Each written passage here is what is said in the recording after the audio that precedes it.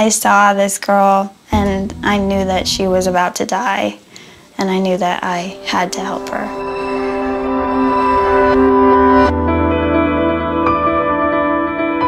I've always been a very spiritual person. The spiritual side of things has always played a large role in my decision making. It was back in December of 2008. My roommate Danny and I used to drive through the Spearfish Canyon, which is near the Black Hills National Forest in South Dakota. Especially during the winter, we had to be a little bit careful. We had to drive really slowly because it got icy and dangerous. One particular night, we decided to take the loop even though we were in a little bit of a blizzard.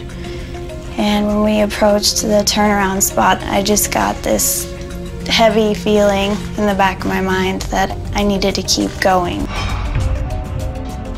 So when we got there, I told Danny that I was going to keep driving, and she got a little bit worried because the roads were covered in ice and it was snowing and it was probably 30 below zero. We kept going, and probably a mile past our turnaround spot, I noticed a girl running down the middle of the street, waving her arms in panic, and she was just wearing shorts and a tank top and some flip-flops, which was crazy because it was so cold. I stopped my car and I got out and I ran to her. Her skin was swollen, a little bit purple. She was very close to being frozen when we got to her. I can't even believe she was still on her feet. She was crying, and she told me that she had crashed her car and that she needed help, but that there was somebody with her.